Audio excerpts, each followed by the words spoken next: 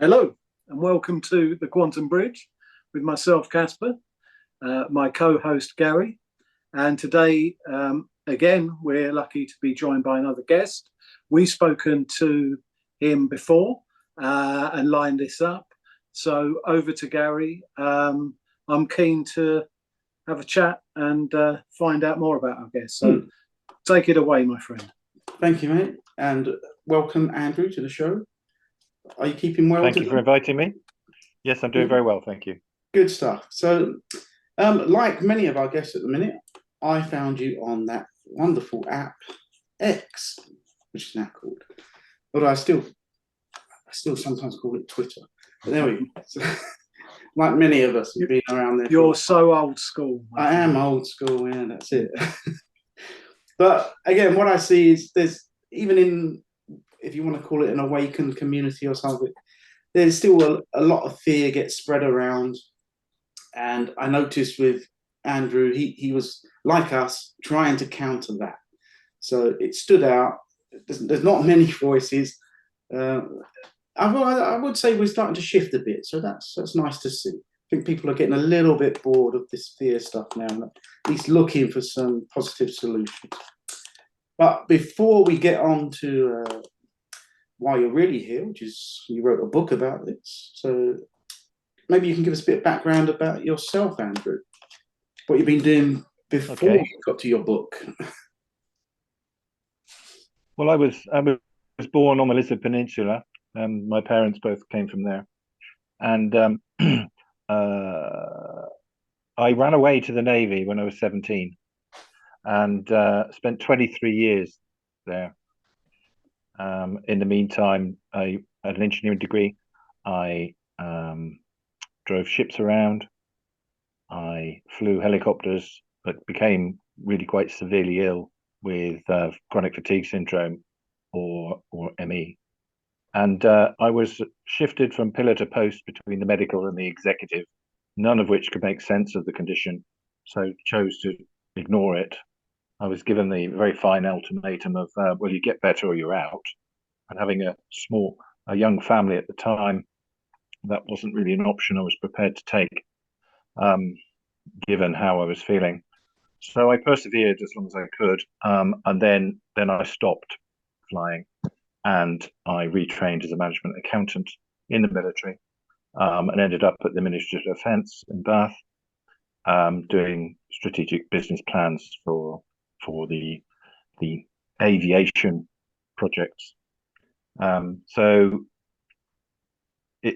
motivation got me then, as well as things I was finding out about becoming more versed in what makes people healthy, or rather how they lose their health. And so I left the Navy and went traveling to South America, and to Australia and New Zealand.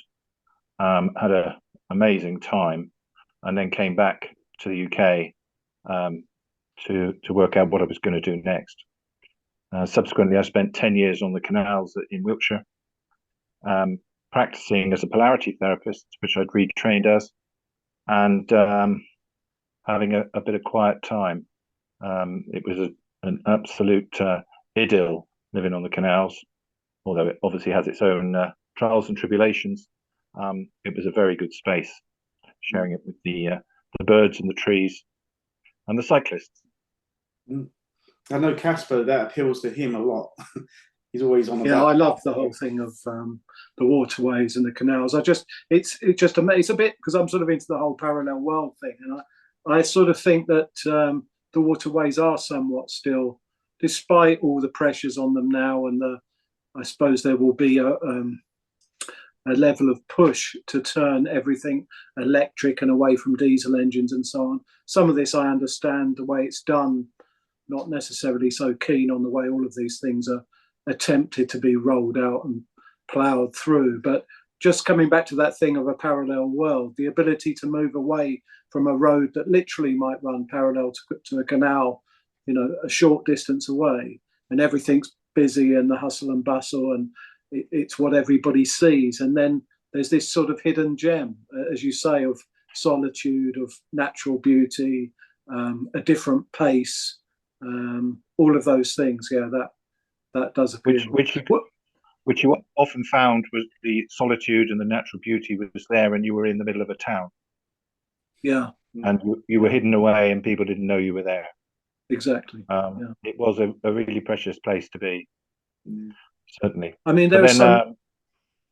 I was just going to say there are some towns, for example, that that people may or may not know if they're from the UK, and cities where, and I'm not going to name them. It's not fair to do that, but where you might wander around the city and think, "Oh, this is pretty awful," and then you might, stumble across a canal or be lucky enough to going through on a boat, and it's a totally different experience. Indeed. And the great thing about it is it's green spaces on your doorstep. As people find canals, they know where to go. They're easily accessible. There are no hills. So, you can get your exercise that way. So I definitely support people getting out and about on the canals, no doubt. Yeah.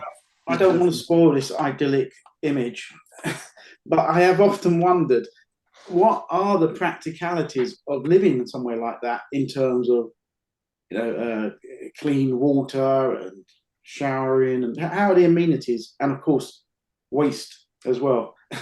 How is all that managed on one of these boats? Well, I decided not to go down the traditional route, and planned my existence and chose the waterway I wanted to go on because it was paralleled by railways, and good bus routes, and I had a boat built that solved a lot of those problems. So it collected the rainwater. It was solar power and electric driven, and the only thing I couldn't get away from was how you get rid of the waste, which is on a trolley on the back of the bike at the next place to do it, which was a weekly thing to do. But again, it got you out on your bike and gave you more exercise, and it was very grounding in doing that and keeping your feet very much on the ground.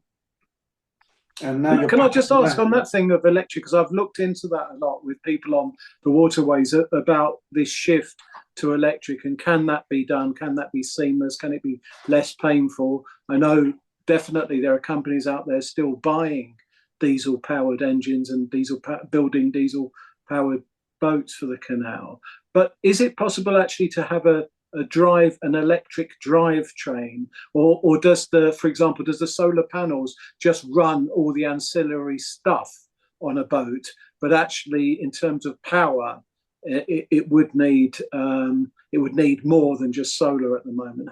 How did that work, Andrew? Well, I designed it to drive the engine with an electric motor, which is a Lynch motor, and so therefore I had more power than I needed when I was stationary. Right. So it's sorted out the domestics easily, and I mean, if you want to go ahead and get washing machines and things like that, it drains things a bit more. Yeah, when you put the jacuzzi in, yeah. My lifestyle was very basic. Yeah. But I did have a small diesel tank on the back which heated my water, which enabled me to have a bath because it was a Japanese showering bath. So I had plenty of water on the boat. I had about 3 tons of water at any one time, and only ran out twice in about 8 years. So I never had to fill up with the tap, which was good. Oh, amazing. And the only solution that wasn't fixed in my time on the canals was how to heat the boat satisfactorily, in a green way. And I just had a very efficient multi-fuel stove, which I relied on heavily, and the coal boat and local people who provided wood. We'd collect them once a year and that sort of thing. But those were in my days before I returned to becoming a bit of a petrol head, really, because whilst we all accept that nature needs to be looked at, the whole climate thing seems to be a little bit dodgy to me. So I'm quite happy now living down in Cornwall, driving my diesel car, and living in a house that's heated with oil and gas. Some home so comfort. Sorry. Some home comforts now. Yes, well, I did. They were home. I was very comfortable on the canals, and I moved down to Cornwall because my parents were elderly, and I had to sort out their care. So reluctantly, I had to move away, and had to. In doing that, of course, I needed to go back to work full time, doing stuff that hadn't been doing for a few years. So I ended up going back to work as a management accountant in schools and local councils, things like that, just to be able to sustain myself while I was down here sorting things out. But did you sell the boat, meantime, Andrew, or did you keep the boat? yes, I did. I sold it to a lovely lady who was walking past one day, and she said, "Can I buy your boat?" And I said, "Yes, you can," and she did. And she's put an extra Lynch motor in it now, changed the batteries, updated them a bit, updated solar panels, and she's been all over the country with it, even up the Thames. So that answers your question about electric drives. And it was a 48-ton steel wide beam, which was 11'6" by 67'. Right. So yeah, the concept of the winged rudder worked very well, but with the two engines that the two motors that she put on, she's gone all over the country and up the Thames. So she's definitely proved the concept now. As a lifestyle, it's a good choice because you're not chasing water, you're not chasing diesel, and you can fill up with wood and coal when you need to. So it's a very nice lifestyle, but it's not available to everyone. Although you would think it's a cheaper lifestyle than most, it's not, purely because of the rigors of living in the countryside or being rural and communications and what have you. So, yeah, interesting. Can I just a final question on that, because I'd like to get onto the book, Gary and I, but both would obviously. In terms of the boat itself, just looking at it, other than the solar panels and so on, would it just look like a sort of standard narrow boat, or did it actually look quite different as well? It looked like a sort of standard modern wide beam, really. Right. Okay. Yeah.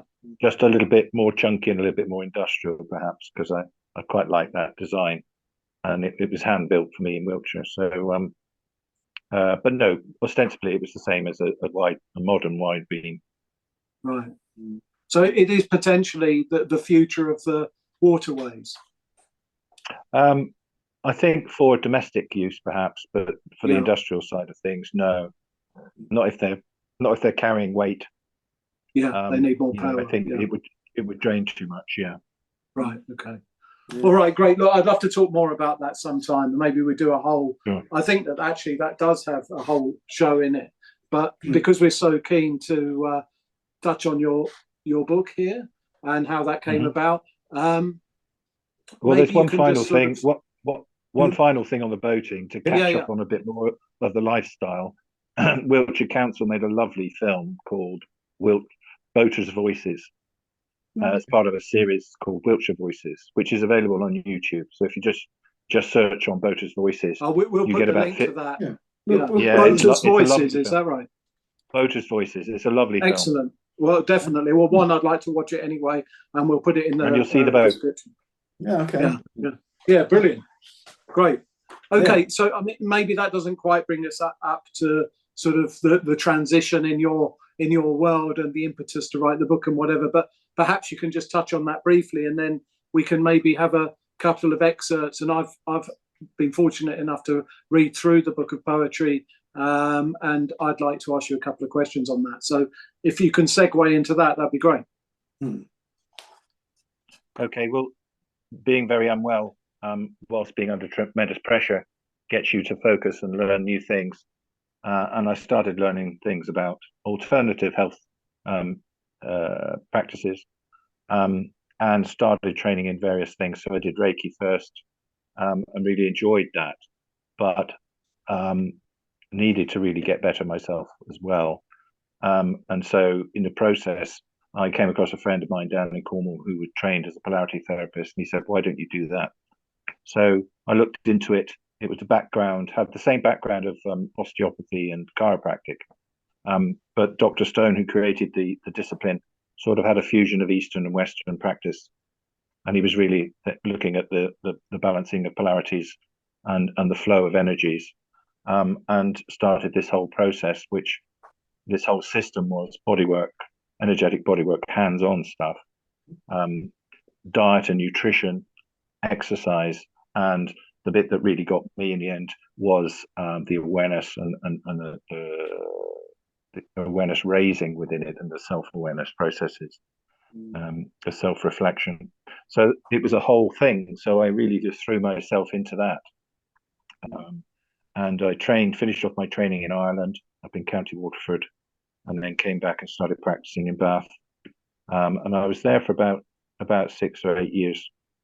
But the awareness side of things, I threw in a lot of experience I had when I was in the MOD, because I managed to train in a couple of long courses in NLP, and could see, because it was very experiential, I could see that the techniques, the models that they modeled off people who do all sorts of psychotherapeutic work, things that really worked for me. And so I started using those in my practice, and helping people find new strategies of engaging with the world around them, which was both liberating for me and also liberating for my clients. And when you were looking at health with Andrew, were you looking at health from, so it was always from that more holistic sort of yin and yang, chi energy type point of view? And what would that mean? Not initially. If that is the case, would that mean that it was very much working on sort of psychological trauma as well, that the clearing up of that had a ramification in terms of the actual physicality in the body? Am I making too much of a leap? Or? No, not at all. And I think, we see that these days when the psychotherapeutic world is looking at body-centered psychotherapy. And as Dr. Stone said, he said that wherever there's pain, that there's a lack of energy, or the energy is not moving.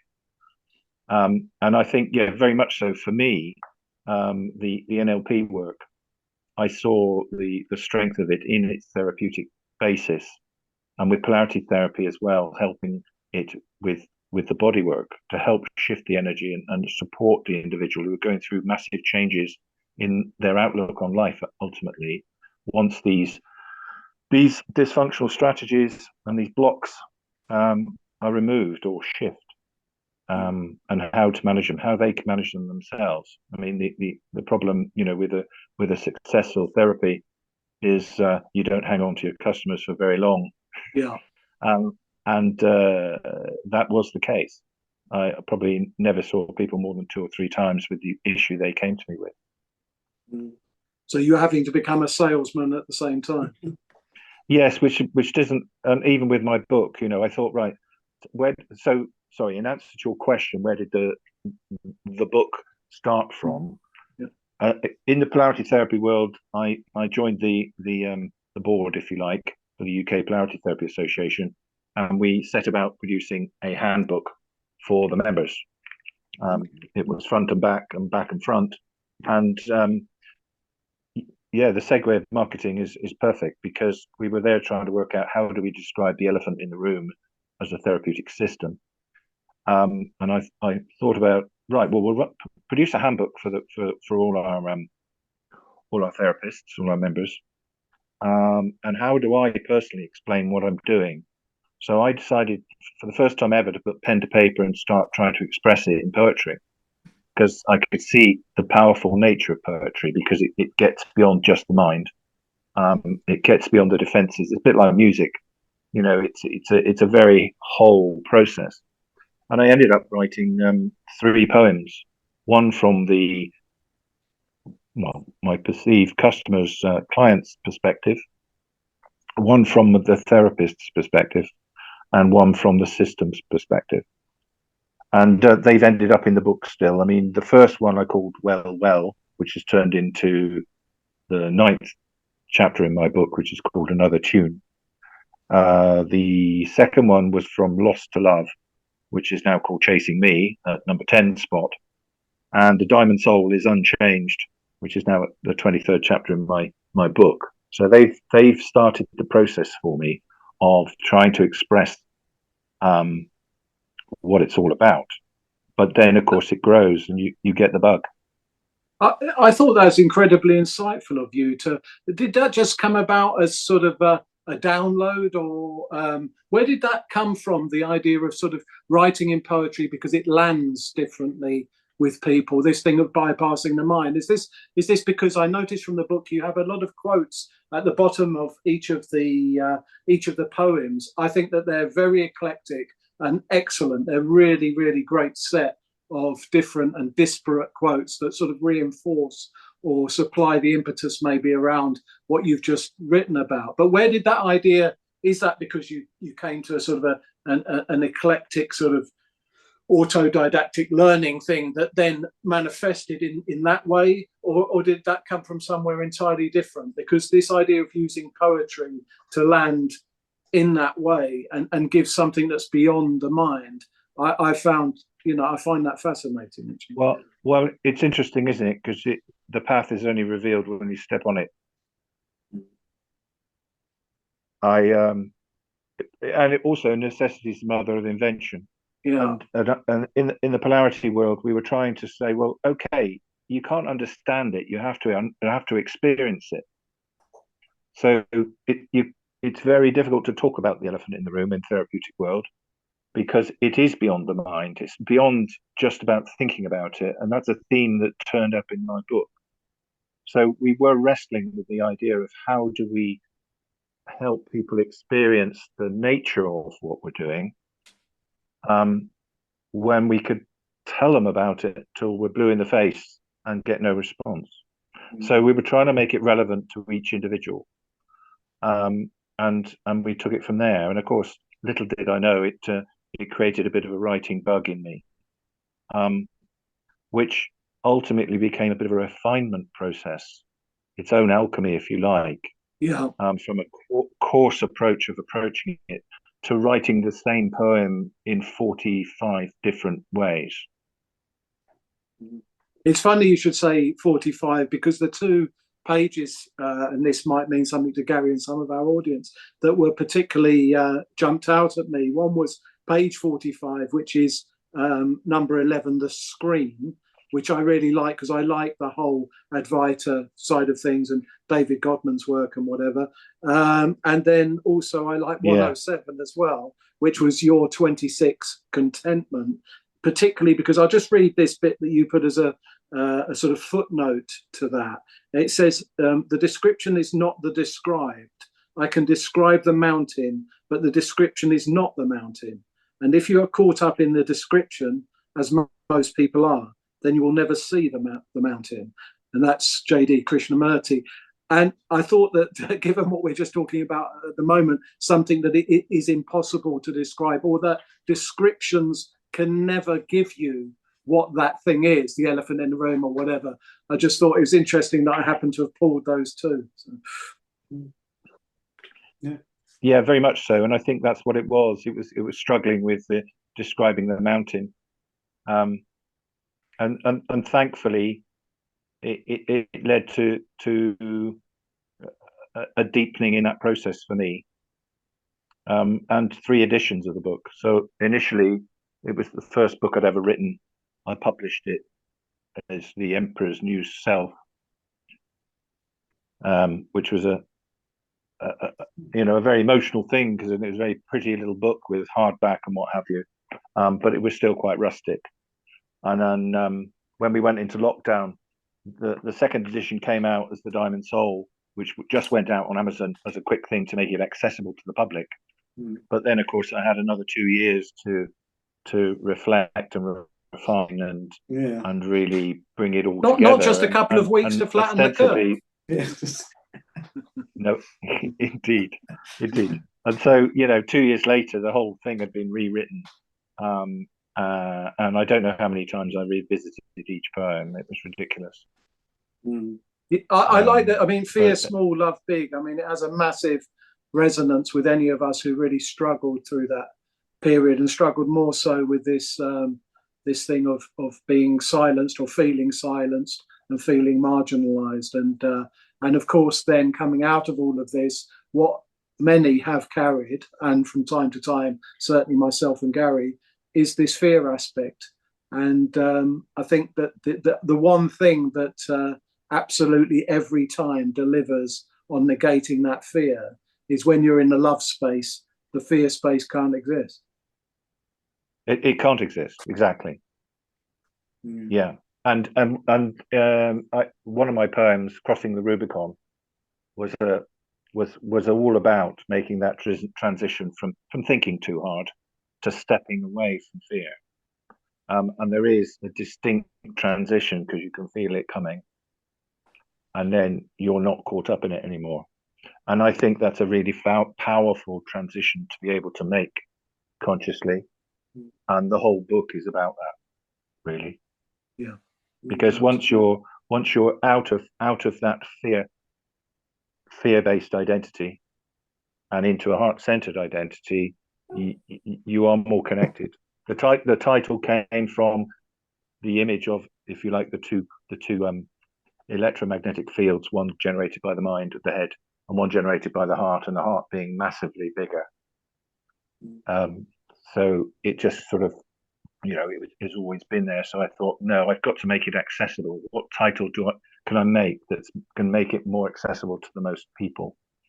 And so that visual came to me again, and I thought that's what it's got to be. Yeah. Tell it what it is. Tell it what's on the tin. It's very timely in that way, because, like you say, a lot of people we're all being asked to move through that, move through this fear space into the heart center now. It's a journey that we're all, well, I guess it's sped up, if you like, by external nudges, if you can put it that way. And the thing is, what surprised me was ultimately it's not just our engagement with the world around us, but actually this transition between fear and love is a matter of our identity. And we're being held in the identity, which is fear, which is a localized and temporal place with a limited capacity, although quite impressive, instead of the identity, which is a complete feeling. And as what was it, Sydney Banks, who did the 3 principles, talked about mind, energy, and the intelligence of life. Fear is in the mind, whereas love is everything else. And it's just about finding that. So people who are lucky enough to have grown up in love and had love from their parents and people around them don't lose it. But there are so many that haven't. And this book is a journey back to it, really, to help themselves to stay there. Yeah, and I think it also has the potential to reveal that love that they may not have had, Exactly. Because they're walking in the dark, and they've got to find it for themselves, because that's what they are. But it's a book of therapeutic verse, if you like, really, and through repetition, because the theme is there all the way through the book. It's just becoming more refined. And also another question you asked earlier on, did I get a download? There were a couple of poems that were straight from downloads. One was The Mountain of Light, and the other was the very final one. I did think, actually, that we might end with some form of reading, maybe from towards the end, actually. I'm not sure how much time we have. We've got a few minutes to do that, if you like. So there should be, if you pick a short poem, that would be fantastic. Yeah, if you wanted even just to read a few paragraphs would be. Okay, well, where should we go? I mean, there's a very simple one, if I can find it. I'll put on the spot here. Paradox. Number 36. There we go. It's very simple and direct. It's a combination of two original poems, two very short ones I did before, and I thought, no, they work so well together. Do you want me to read them? Yeah, if you've got time, right. do. Yeah. Okay. I know now that before all hope is gone and the light goes out, I can switch off to switch on, to be in no doubt. I'm glad I've scratched this particular itch, the one where love and fear don't play on the same pitch. How do you feel about this? Do you think you two will switch? Yeah, that one touched me as well, Andrew. And it's lovely to see the fact it touches you, because it should. Yeah. Thank you, Andrew. Yeah, they all do. Yeah. Yeah. Yeah. I think, look, there's I just can't get we over won't that. do it this time, but there's plenty more to delve in together. And obviously, you've had an incredibly interesting journey that's been both tough but also beautiful, and that's really what the channel's about. So hopefully, you'll consider coming back and talking more at some point. I'd love to. I'd just like to say I've taken the step of making 2 of the audios available on my website, or my 2 websites. So one of them's free to use on the fearsmalllovebig.com. People can just take Identity and listen to it. Right. And I hope it does them good. Yeah, absolutely. And we'll put those links in our sort of show more section in the description, so people can access that. And obviously anything else you send across to us, and the Boats Voices piece as well. And I think people will enjoy that stuff. Yeah, Boaters Voices. Yeah. Brilliant. All right. Until I look next forward to time. seeing you again, guys. And thank you for thank you inviting very me. much for sending me a copy of the book. Yeah. Thank you very much, Andrew. Pleasure. Glad you enjoyed it. Certainly did. Take care.